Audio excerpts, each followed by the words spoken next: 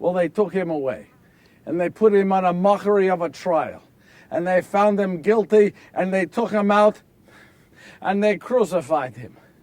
And most of us were not even there. Most of us were out someplace else. They were hiding. The only one of us that was there at the foot of the cross was John.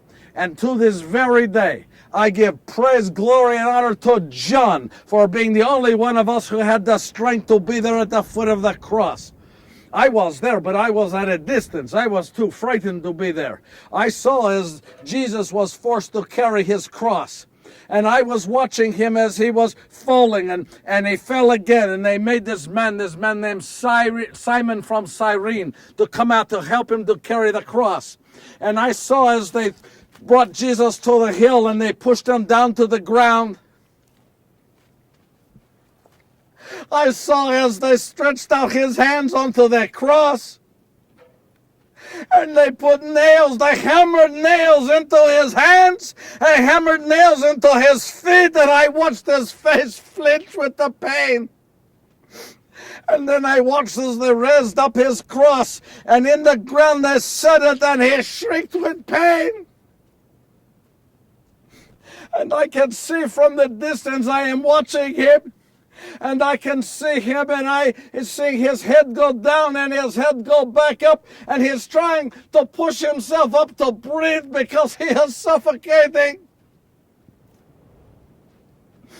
And I hear him say, "Father, Father, why have you forsaken me?"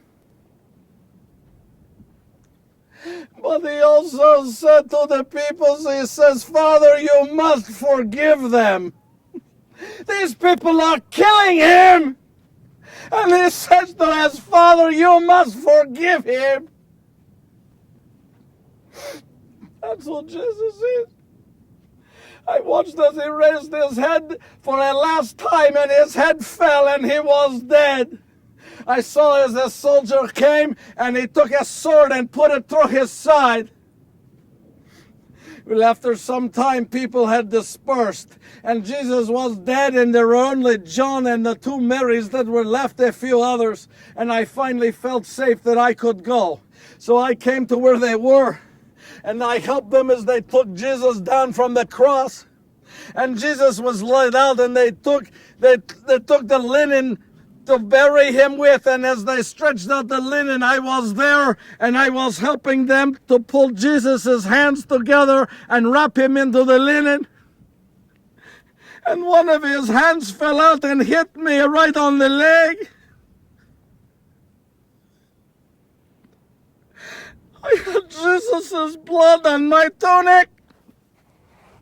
I never washed the tunic. I wanted to be reminded of the blood he shed for me. Every time I saw that blood, I was reminded of Jesus. We wrapped him into the cloth, and a group of us carried him to the tomb of a friend of Jesus, Joseph of Arimathea. And we placed him into the tomb, and we watched as they rolled the rock in front of that tomb. And I remember I wandered through the streets of Jerusalem, and all I could think of was my Messiah was dead. My Messiah, who I for 3 years have given my life to, who I believed in. They have killed him, they have murdered him. What was I going to do? What was I going to do?